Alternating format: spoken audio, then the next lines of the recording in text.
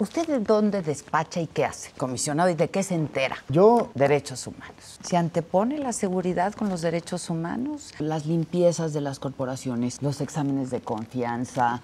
Pues no todos los gobiernos están dando los resultados ni aplicando las pruebas de confianza. para que la ciudadanía nos crea lo que estamos haciendo. Usted sabe que pues tomará tiempo, ¿no? Que la ciudadanía tenga confianza en las autoridades y en las instituciones. Es un proceso paulatino. ¿Se ha enterado de cosas que hubiera preferido no enterarse? A nosotros nos pagan por abrevar la información, procesarla y olvidarla. ¿Y a poco la olvidan? Se puede. ¿Cómo? ¿Trabajar con García Luna, cómo fue? Hubo un pasaje ahí medio extraño en el que a usted se le acusó de pues haber tejido toda una red de espionaje y a ciertas figuras públicas. De lo que se ha de enterar.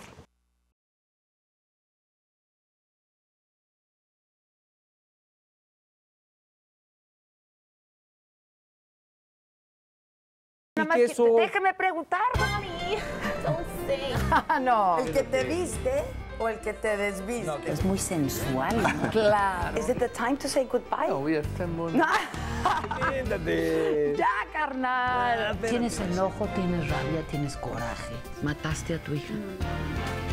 Eso va a quedar grabado para la posteridad. Yo te decía que me dieras un beso y no quería. Sí, porque Quítate la camisa, Joaquín. Muchas gracias, caramba. ¿Qué tal, Do you laugh at yourself? Do I? Are you shy, Sofía? How shy I am. Para conquistar a tantas mujeres en tu vida. ¿Qué hacías? Los expresidentes son como los jarritos chinos. Están muy bonitos, pero ¿qué hago con ellos? yo digo que tiene razón. algo? Esas son viejas, caramba. Comisionado, qué terrible vivir así. Sí, puede ser terrible vivir así, pero así hay que estamos enfrentarlo. viviendo todos, pero estamos con miedo, estamos temerosos, estamos hasta paranoia, está terrible. Yo creo, Adela, vuelvo a lo mismo, que esto es bastante diferenciado, ¿eh? Hay entidades en el país cuyo índice delincuencial es similar y en algunos casos menor al que se vive en países de Europa. La medición del índice pero es como delincuencial viral en todo el ya. mundo se hace con base en cada delito por 100,000 habitantes. Y hay entidades donde, y revisemos, el Secretariado Ejecutivo del Sistema Nacional de Seguridad Pública cada mes da a conocer las cifras de cómo está el índice delincuencial en cada entidad. ¿Y eso se hace para qué? Precisamente para que nadie pueda acusar de que hay opacidad, para que haya una transparencia absoluta, para que las organizaciones sociales que se dedican a analizar los temas de seguridad cuenten con esa información. Y ahí podemos ver, reitero, que hay entidades que tienen situaciones complejas, lo entendemos, lo asumimos y lo enfrentamos, pero que también hay entidades donde la vida se desarrolla con absoluta normalidad. Usted utilizó un término muy importante. Hay paranoia en algunos casos. Pues sí. Yo invito a que no la haya y que nos demos cuenta de cuál es la realidad que estamos viviendo en nuestro barrio, en nuestra colonia, en nuestro municipio, en nuestra entidad. Algunas encuestas nos muestran, y esto es bien interesante, que si usted pregunta sobre la situación de inseguridad a nivel global, le dicen que están muy preocupados, un porcentaje elevado. Cuando usted pregunta por la seguridad o por la inseguridad en la entidad, la respuesta naturalmente baja. Hay excepciones, pero naturalmente baja. Cuando pregunta usted sobre la inseguridad en el municipio, baja aún más. Y cuando pregunta sobre el barrio o la colonia, todavía desciende. Entonces, si es esta visión de generar un ambiente de que pudiéramos estar en una situación es que es contagioso, altamente ¿no? compleja. Es un Entonces, poco... por eso también hemos sido muy cuidadosos en cómo se está manejando la comunicación en materia de seguridad. Si usted ve, cuando hay detenciones, solamente se presenta la fotografía del detenido con la finalidad de que si algún ciudadano fue víctima de esta persona, vaya y lo denuncie. pero no se muestra ningún tipo de parafernalia que pueda parecer que se está ensalzando haciendo o que una se está haciendo apología apología del delito con estas personas. Que en realidad de donde son estas personas, pues sí hay un nivel de como pues hasta de fanatismo por estos personajes, ¿no? No sé si sea la palabra adecuada, pero pues sí son personajes que tienen mucha empatía con la gente de ahí. Son de su lugar. De su lugar particularmente, sí, Adela, sí, pues porque de alguna de otra forma hacen funciones de benefactores del poblado, Bueno, de benefactores y de gobierno, en muchos casos. Porque de benefactores porque el Día de las donde hay Madres ausencia reparten máquinas de coser, el Día del Niño reparten juguetes, entonces... Y pero eso, ponen escuelas, pero ponen esto, pero... No, esto lo hacen con una gran intencionalidad, que es generar base social. ¿Base social para qué? Para que les sirva de seguridad cuando puedan ser buscados por las fuerzas del Estado. Por ejemplo, hace rato preguntábamos, ¿cómo es que se pueden mover tanto? Porque muchas veces, al convertirse, y lo pongo bien entre comillas, en benefactores de alguna comunidad, cuando esa comunidad percibe de que hay presencia de fuerzas, le alertan y él se puede mover. Entonces, realmente lo que hace estos sujetos, lo que hacen es tender unas redes de relativa seguridad y por lo tanto se quieren comportar como benefactores. Ahora, ¿por qué tendríamos que creer en el gobierno? ¿Por qué tendríamos que creer en las autoridades si sabemos que hay corrupción, si están coludidos, si son ellos mismos, si la policía son ellos? ¿Por qué ahora sí? Hay resultados, Adela. Sí entiende por qué se lo pregunto. Lo entiendo perfectamente, desde luego. Pero yo sí pido que veamos los resultados que se han alcanzado en la materia. Cuando hablamos de cifras, siempre las cifras se pueden interpretar como uno quiera. Cuando usted me dice estos resultados, ¿de qué momento a qué momento me está hablando? En lo que va de la administración del presidente Peña, el número de homicidios dolosos se han reducido en un 14% aproximadamente. Y aquí enfatizo en homicidios dolosos, ¿por qué? Porque siempre se habla, y con justa razón, de que en algunos delitos hay cifra negra, es decir, que no se denuncian. Pero hay dos delitos que necesariamente se denuncian. Claro. El homicidio porque el cadáver está ahí y robo de vehículo. ¿Por qué? Por el seguro o porque no quiero que mi carro, que no estaba asegurado, vaya a ser utilizado para la comisión de un ilícito y me vayan a involucrar. Bueno, en estos dos delitos, uno, le digo aproximadamente el 14% ha bajado el homicidio y 12% el robo de vehículos. Así como reconocí que ha crecido el secuestro, también es justo reconocer cómo se está avanzando. En el caso de Michoacán, no fue el gobierno quien fijó la lista de los objetivos del grupo delincuencial que actuó en la zona. Hoy en día, 100 días después, solamente hay 2 que no han sido detenidos o neutralizados. E insisto, de los 13 originales, después 12 cuando se hizo público el anuncio en Michoacán, de Tamaulipas, usted me dice ya Tamaulipas, ya 3, 1 fue abatido y 2 fueron detenidos. Es decir, en Michoacán falta el cabecilla. En Michoacán falta. Bueno, no era el cabecilla. El cabecilla fue abatido en Michoacán. Es muy interesante. Y yo entiendo perfectamente. El cabecilla de Tamaulipas, dice. No, el de Michoacán. Ya. El de Michoacán, que se hablaba que se había muerto antes o no, etc. Exacto. Él era la cabeza, era la cabeza de ese grupo. ¿Qué pasó? Usted estaba en la administración pasada. ¿Qué pasó? Pues no se murió. Toda la información con la que se contaba hacía inferir que se trataba de esta persona, pero no se realizaron. No hubo un cuerpo para hacer las pruebas periciales. Pero no es de primaria eso, perdón. Fue sin cuerpo, pues no hay muerto. Yo coincido en el sentido de que no debió haberse señalado de manera contundente hasta no tener cuerpo. Por ejemplo, cuando se detuvo a Guzmán, empezó a correr en redes. Se tardaron hasta que no se hicieron hasta todas que no las hicimos pruebas. las pruebas periciales y tuvimos certeza absoluta, en ese momento lo anunciamos. ¿Dónde estaba usted cuando lo detuvieron? ¿Quién le qué? Yo estaba en la Secretaría de Gobernación cuando nos informaron de esta situación. ¿Y usted ya sabía que estaba el operativo, El operativo, en marcha? como les dije, el operativo estaba prácticamente 6 días antes en marcha. ¿Y qué le dijeron ya? Fue una buena noticia para nuestro país. Ahora, yo le pregunto esto porque ¿qué se está haciendo diferente a lo que se hizo en la administración pasada? Usted estuvo en la pasada y en la pasada y en la pasada. Yo por eso le decía, ¿cuánto ha cambiado la inteligencia? ¿Las estrategias han cambiado realmente? ¿El objetivo ha cambiado, no solamente la estrategia? ¿Qué ha pasado, comisionado? Partamos de una... ¿Qué hacía usted antes? Partamos de una premisa.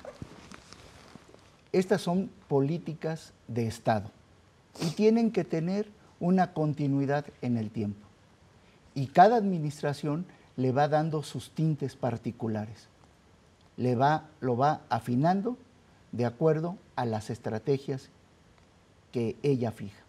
Y en la actual administración yo destaco 2 aspectos que son fundamentales, que no pueden ser bajo ninguna circunstancia minimizados.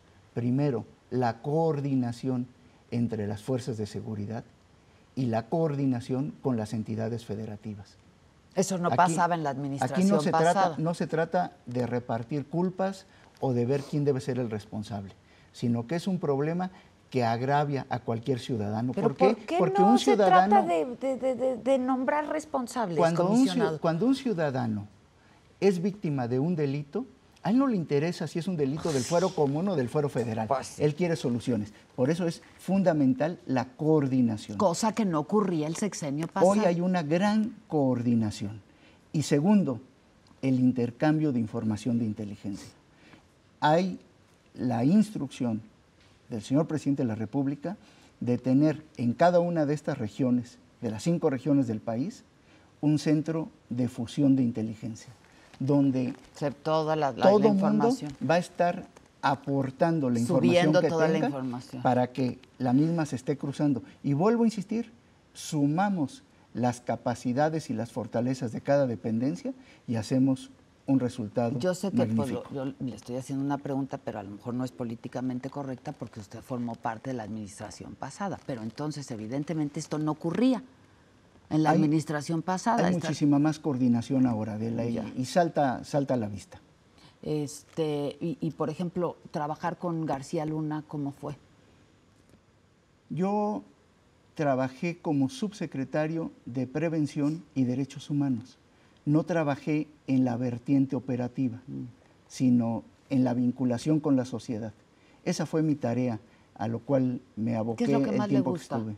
comisionado? Lleva muchos años en esto. ¿Qué es lo que más le gusta de todas estas áreas de el servicio de inteligencia en México? ¿Qué es lo que más le gusta? Se lo digo, ¿Le apasiona? ¿Qué? Se lo digo con una gran convicción.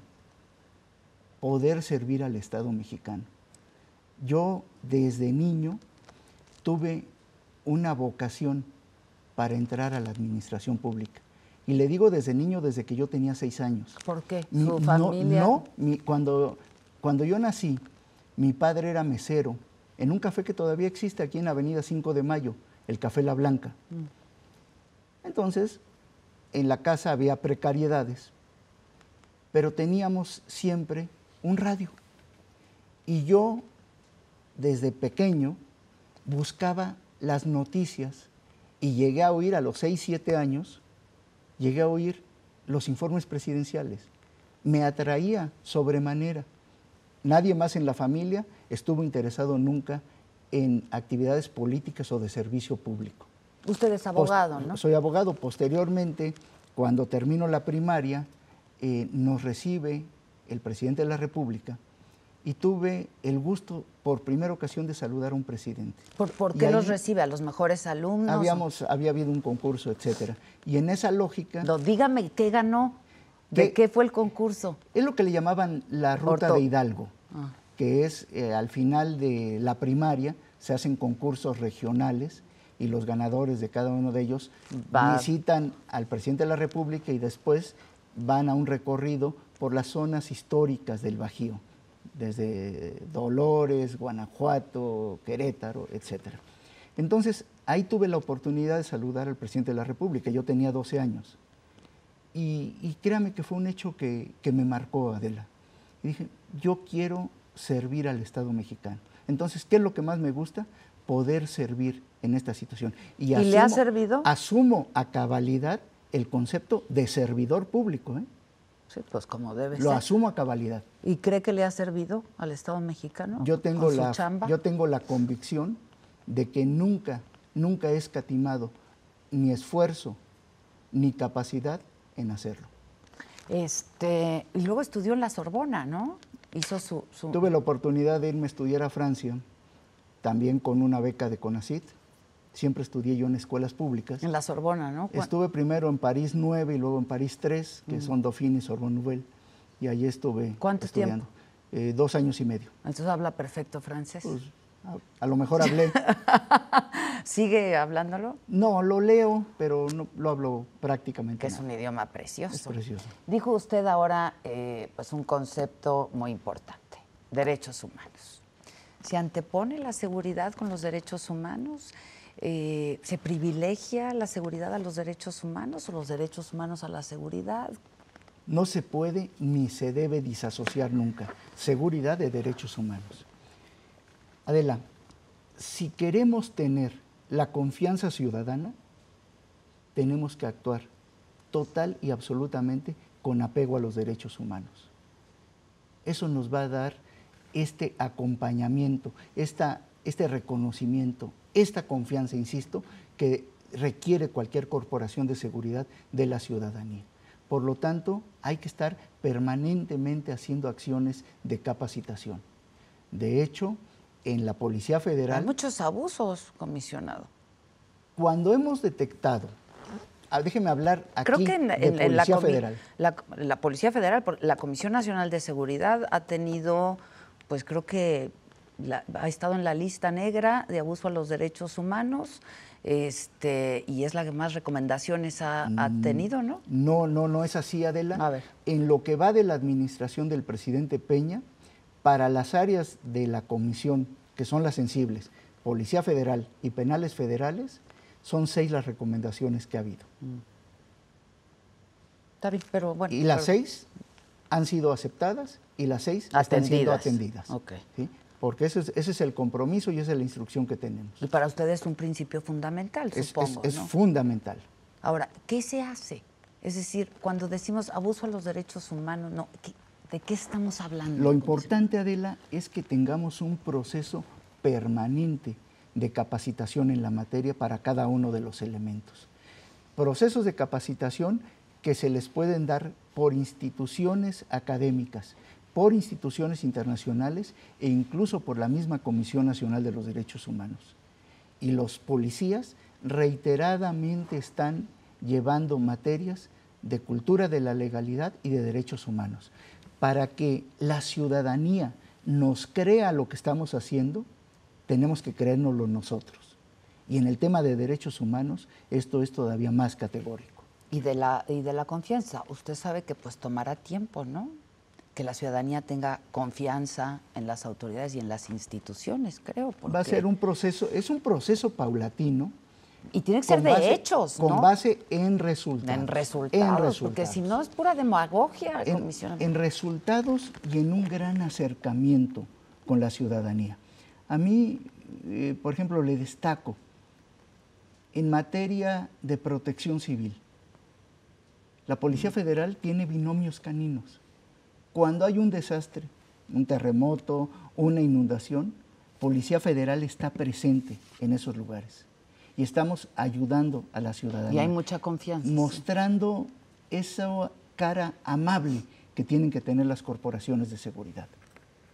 Oiga, y bueno, a propósito, las limpiezas de las corporaciones estatales, las policías estatales, los exámenes de confianza, pues no todos los gobiernos están dando los resultados ni aplicando las pruebas de confianza todavía. No, los controles de confianza ya se aplican en todas las entidades. En el país, todas las entidades tienen cuando menos un centro estatal de control de confianza. Hay algunas que tienen 2 centros, uno para trabajos de procuraduría y otros para trabajo de policía, pero todos lo tienen. En efecto, es diferenciado y es algo que también se publica, los avances que hay en cuanto a nivel de confianza.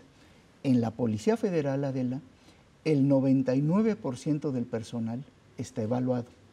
A mí me queda claro que el control de confianza no es la panacea, pero es una herramienta muy útil, porque el examen de control de confianza se compone de 5 baterías. Hay un examen médico, un examen toxicológico, examen psicométrico, examen psicológico, examen poligráfico, que es el detector de mentiras, y el más importante de todos, un examen de entorno social. Entonces, con todos estos elementos sumados, los resultados de las 5 baterías, desde luego que tenemos una aproximación muy clara de quién es la que quiere ingresar a la corporación. Ahora, hay una gobernadores vez que dicen que no tienen ni los elementos para poder hacerlo. Reitero, Adela, todas las entidades tienen su centro de control de confianza. En el argot los conocemos como C3. Sí, los C3. Todos lo tienen. ¿Y los C4 qué son? Esos son los donde se recibe la información para la atención y el despacho de asuntos eminentemente operativos. Ya. ¿Y hay un C5? Algunos ¿Va a haber lo han ido escalando poniéndoles más Cs. Hay 2 en el país ya. ¿En dónde? En Nuevo León y en Guanajuato. Y que va a haber uno en Puebla, me dijeron. ¿Y qué tal son? Pues al final de cuentas son herramientas muy útiles para tener una respuesta inmediata cuando se recibe una denuncia o cuando se percibe la comisión de un delito. ¿Usted de dónde despacha y qué hace, comisionado, y de qué se entera? Yo despacho normalmente en la oficina de constituyentes y trato de salir lo más que se puede a las entidades federativas. Trato de las estar, más aproblemadas, las que tengan, las que requieran presencia del comisionado, yo voy con mucho gusto. ¿Por qué? Porque es necesario tener ese contacto directo con los actores estatales de qué está sucediendo en su entidad. No podemos tratar de establecer estrategias o mecanismos haciéndolo en el escritorio. Tenemos que estar también en el campo, a ras de piso, con las policías estatales. Me hablaba usted de su niñez y de sus inicios y sus aspiraciones desde jovencito. Usted es priista. Yo no he tenido una militancia partidista, Adela. Cuando regresé de Francia, yo tenía muy claro que quería trabajar o en la Secretaría de Gobernación o en la Presidencia de la República, pero pues no conocía a nadie. Entonces... ¿Por qué? ¿Por qué ahí? Por vocación, por verdadera vocación. Entonces empecé a repartir currículums a ver qué puerta se abría. Y tuve la suerte de entrar a la Secretaría de Gobernación. ¿Con quién? Estoy hablando del inicio de la administración del presidente de la Madrid.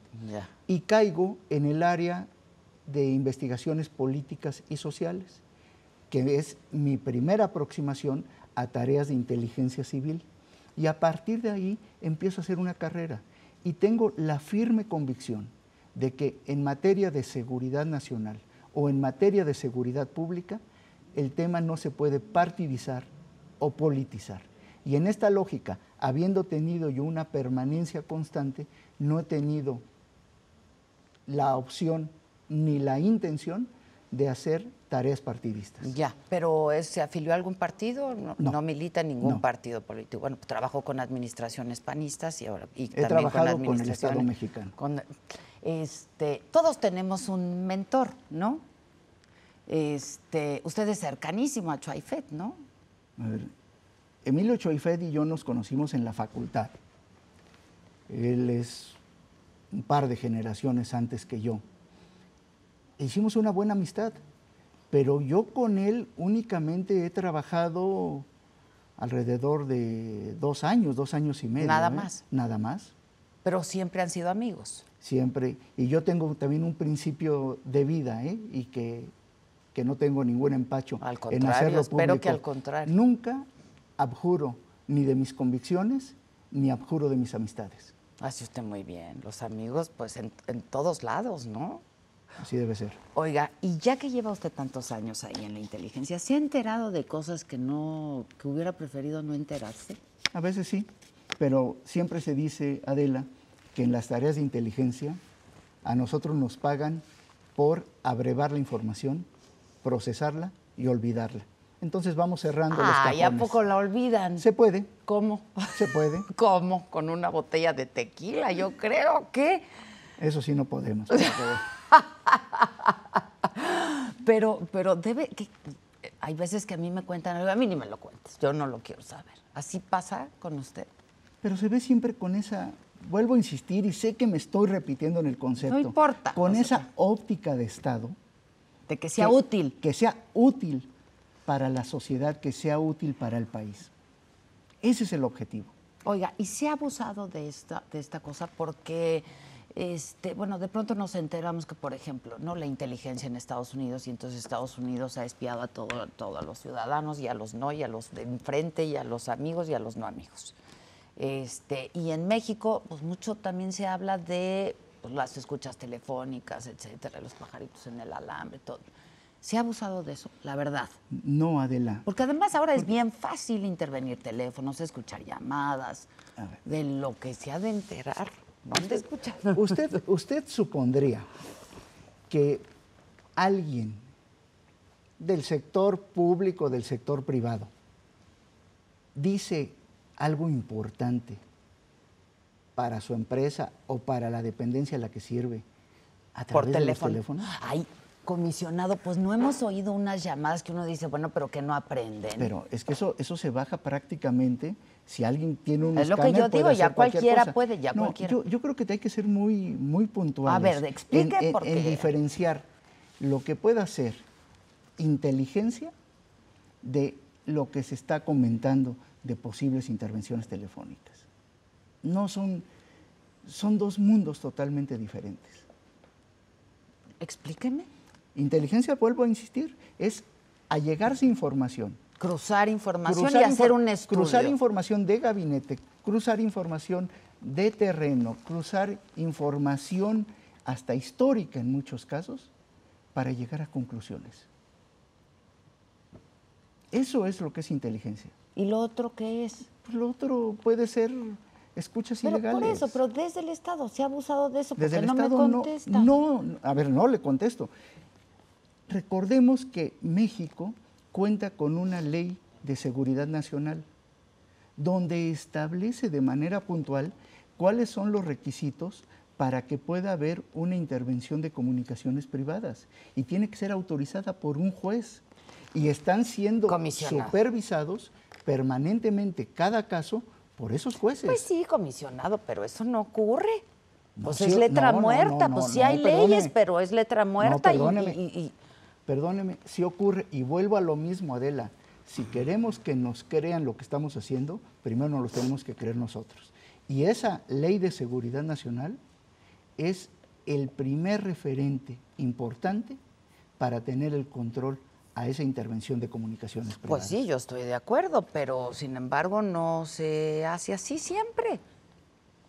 Por parte del Estado, sin lugar a dudas. O sea, nunca por parte desde el Estado se ha abusado de esto, dígame. No que yo lo sepa. Ok. Bueno, yo vuelvo a decir, si usted no lo sabe, pues no lo sabe nadie, ¿no? ¿Cómo se pide, por ejemplo, esta ley que dice necesitamos autorización para...?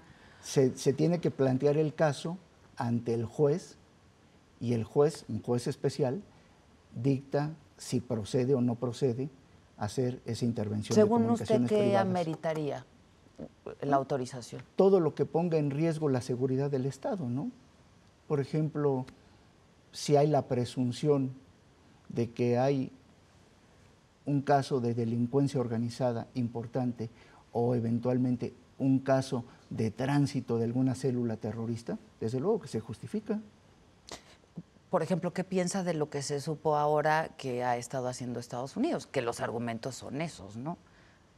Para defenderse del terrorismo, etcétera, etcétera. Pero es una espiadera por todos lados. Nada más dígame qué piensa usted. Prefiero ahí sí no opinar. ¿Por? Porque también nosotros terminamos siendo agraviados por esa Pues sí, acción. espiados por eso. Entonces sí tiene una opinión al respecto. Pues está mal, ¿no? Es incorrecto y veamos que ya ha habido posiciones para enmendar esa situación, ¿no? Sí, sí, lo sé. Está usted, me decía a un inicio que pues el reto es grande, pero que es una chamba interesante la que está usted haciendo. Sin lugar a duda. Y del tamaño del reto, Adela, son las satisfacciones de que podemos encontrar con los resultados. Por lo tanto, me siento, insisto, muy honrado, muy satisfecho y muy comprometido de estar en esta tarea de comisionado nacional. ¿Su familia qué dijo? ¿Cómo se entera usted hace 2 meses que lo invitan, lo llaman? Usted estaba en otra área. ¿Cómo fue? Me llamó el señor secretario de Gobernación y me informó, me consultó que si yo estaría interesado en ocupar esta posición y posteriormente me dijo que yo había sido designado por el señor presidente de la República. Respecto de la familia, yo tengo, llamémosle, la suerte de que desde que me casé he trabajado en estas áreas. Entonces no les resultan ajenos ni las jornadas intensas ni las ausencias de fin de semana. Oiga, a propósito de jornadas intensas, ¿se despierta todos los días a las 5 de la mañana? 5, 5:30. ¿Pero qué se hace a esa hora? Revisar toda la información de lo que sucedió en el transcurso de la noche. Pero además de que se duerme tarde, ¿no? Yo siempre he tenido 4 horas de sueño, 4 horas y media, y me resulta suficiente. Con eso. Sí. Pues sí, porque se va durmiendo como a la 1 de la mañana. Partamos ¿no? de una premisa. A ver. En la materia de seguridad, en la inmensa mayoría de los casos, la respuesta que se tiene que dar es una respuesta inmediata. Inmediata, es 24/7. Entonces ¿verdad? es 24. Sí. Y yo por ello duermo permanentemente con el teléfono y con los radios prendidos. Porque no nos podemos dar el lujo de que me voy a levantar a las 5:30 de la mañana y en ese entonces me reportan qué fue lo que sucedió, ¿no? Hay que estar conectados en esto 24 horas, los 7 días de la semana. Y ahora todos estos nuevos aparatejos les sirven mucho para estar mucho más en todo ello, más informado. oportunamente, Sí. ¿no? Entonces, se duerme tarde, se despierta a las 5 de la mañana. 5, 5:30. ¿Y qué hace? ¿Hace ejercicio? ¿Qué hace? ¿Se pone a revisar? Estoy llegando a la oficina 7, 7:15 de la mañana. Ahí hago un poco de ejercicio, reviso qué hay en el correo y nos ponemos a despachar los asuntos cotidianos. Me decía, para una chamba como esta, pues no hay partidos, ¿no? Pero ¿cómo se lleva con el PAN, con el PRD, con el PRI? ¿Cómo ha sido la colaboración, etcétera? ¿Cómo le fue en el Senado? Tengo buena relación con personajes de todos los partidos políticos, al grado tal que cuando fui ratificado primero como secretario ejecutivo del Sistema Nacional y ahora como comisionado nacional de seguridad, pasé por unanimidad en la Cámara. Eso, bueno, creo que es un poco lo que he intentado sembrar a lo largo de mi trayectoria como servidor público. Que no ha hecho usted otra cosa en la vida. ¿Se tienen amigos en el servicio público? Desde luego que sí. ¿Sí? Desde luego que sí. ¿Quiénes son sus cuates? Yo tengo muchos amigos que conservo desde la secundaria, desde la preparatoria, la carrera, y a lo largo de la trayectoria en el sector público he hecho muchos amigos. ¿La grilla le gusta o qué? Me gusta la política. Pues la Que grilla. no, es muy diferente. Bueno, se hace política hasta en las relaciones de pareja, ¿no? Hay Sí. que hacer política, pues sí. Hay que ser políticos. ¿Qué es lo que le gusta de la política, comisionado? Vuelvo a insistir, Lo que se puede hacer la desde ahí. vocación de servir, ¿no? Primero, poder hacerlo para servir. Pero entonces, comisionado, cuando ve que pasan, en su caso, pues los años, ¿no? Y ve que se va descomponiendo esto, pues se debe sentir un nivel de frustración y de impotencia terrible también, porque... Un nivel de reto de qué hay que hacer para que las cosas vengan mejor, para que las cosas vengan a mejor. Porque, insisto, hay infinidad de factores que son los que inciden.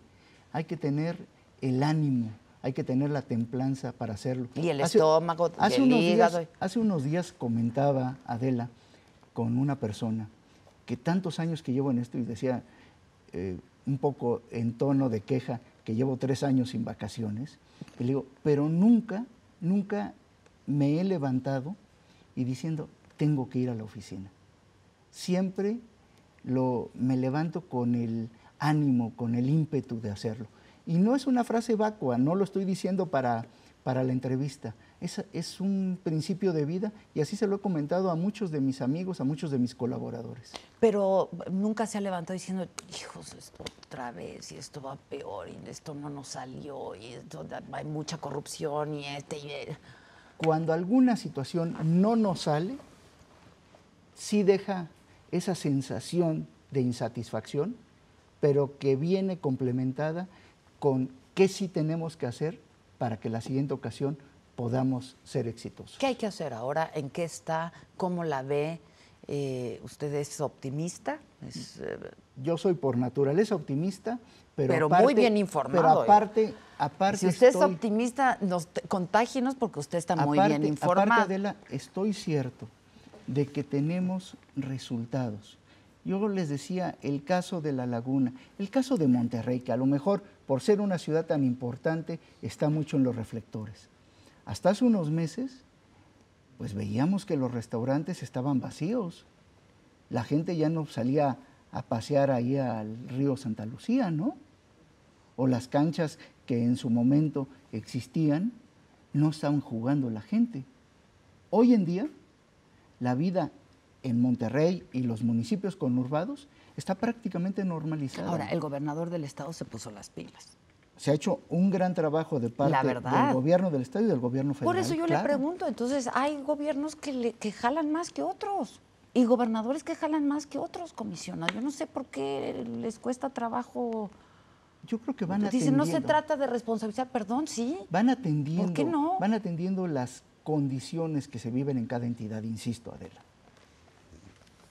Pues es que usted no quiere decir, pero en realidad pues si hay responsables, pues hay que nombrarlos, ¿no? Si alguien no ha hecho la chamba o ha sido laxo o así, no, pues hay que decirlo, ¿o no?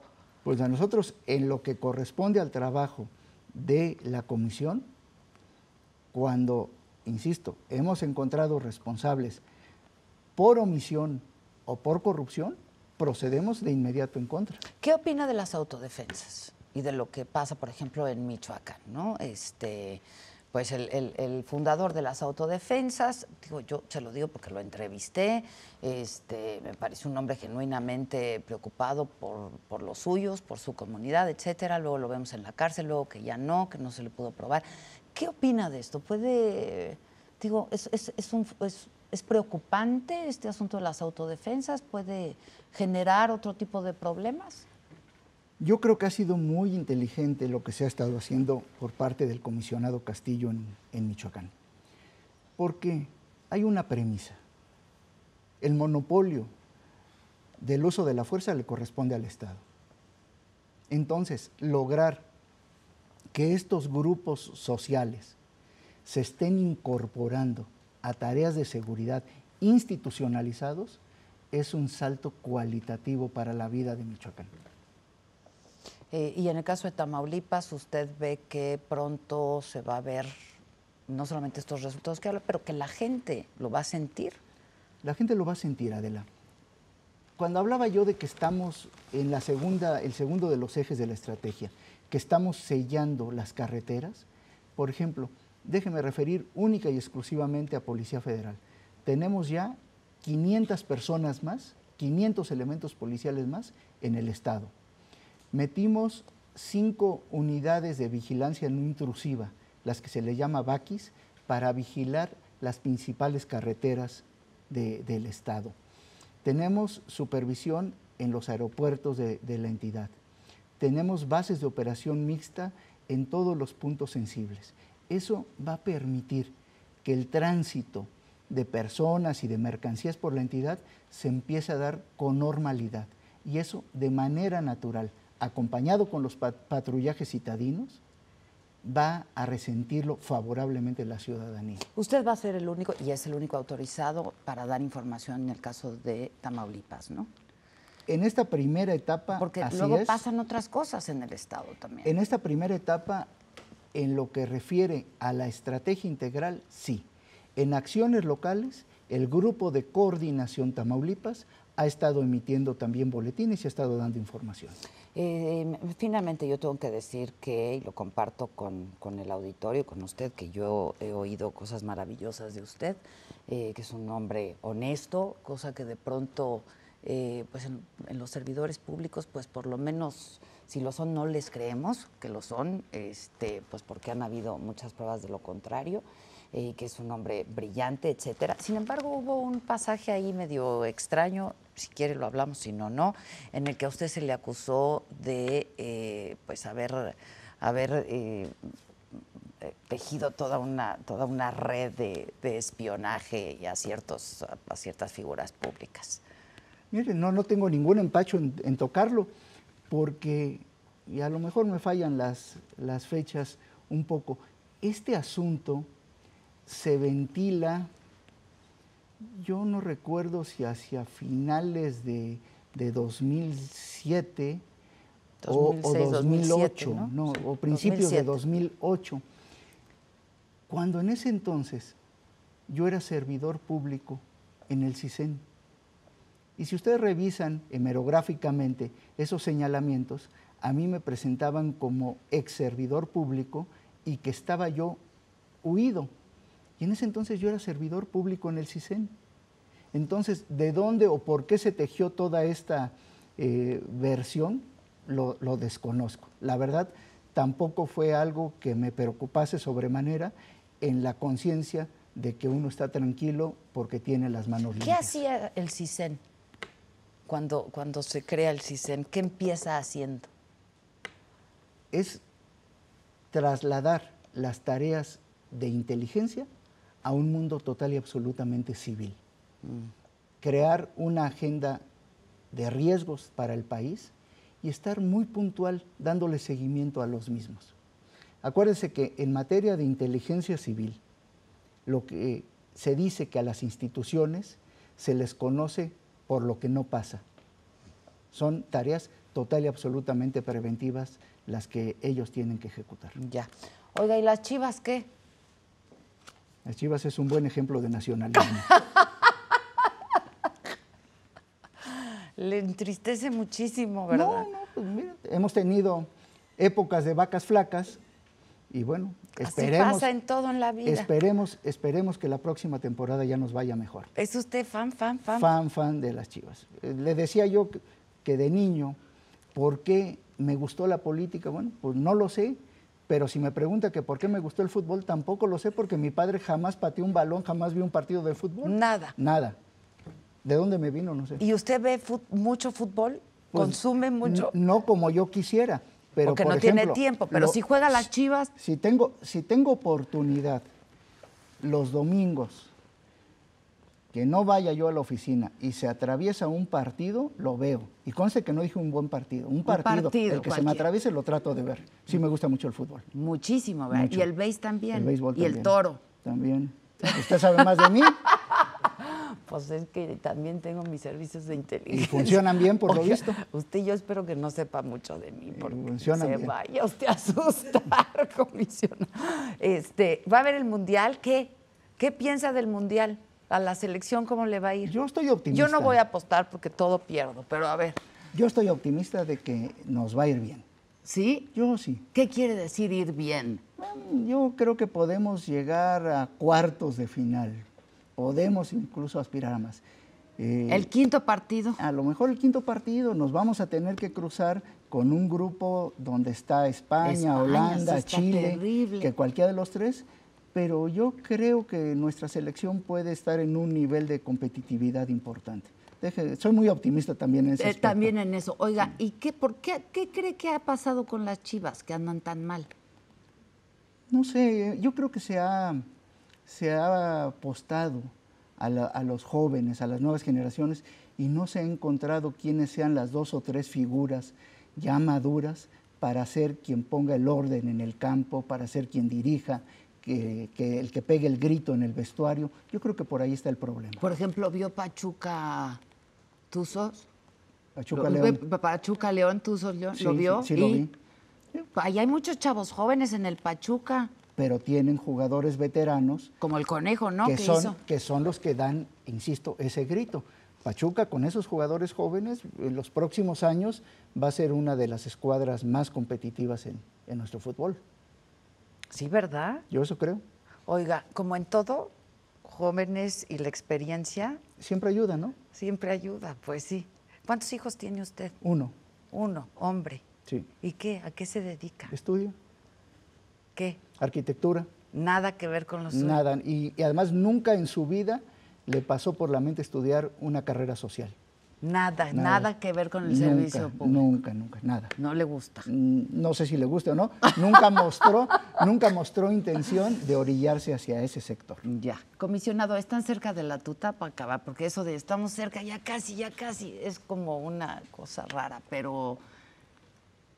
Esperemos ¿Qué le haya, dicen los servicios de inteligencia? Espero que tengamos resultados en el corto plazo. En el corto plazo. Sí. Le agradezco muchísimo que El haya agradecido soy yo, atendido mi Adela, un invitación igualmente y espero verlo pronto y que estemos en contacto y le deseo muchísima suerte. En la medida en que me invite, yo irrestrictamente acudo a su llamado con mucho gusto. Así fue y fue de inmediato y todos debemos desearle mucha suerte porque si le va bien a usted, nos va bien a todos. Así es que muchas gracias. Va por México. Va por México. Claro Gracias. que sí. Muchas Gracias. gracias. Ni le ofrecí un café, qué mal educada. Fui, toma café. Sí, tomo. Qué mal, muchachos, muy mal. ¿Fuma? No, nunca he fumado. Nunca. ¿Toma? Me tomo una Vinito. copa de vino en una comida, sí. Y ya. Sí, ¿La pasó bien? me pasé muy bien. Yo también. Muchas No, gracias. Sí. fumar nunca fumé. Qué bueno. Me fumé 2 cigarros en mi vida cuando ¿A entré a la poco? prepa. Por imitación, además, no por curiosidad. Sí, sí, claro. Oiga, ¿y qué hace de ejercicio? ¿Camina? Camino. Ahí en la caminadora, en la oficina. No, trato de salir. También para A respirar, ver distraerse. verde Sí, y todo sí, ayuda. sí, ¿Está preocupado o no? Estoy ocupado. Sí, estoy ocupado. Está bien difícil la cosa. Está complicado el reto, pero insisto, ahí están dadas las condiciones para seguir avanzando. Ojalá. A ver que sí. Muchas gracias. Gracias, Adela. Gracias.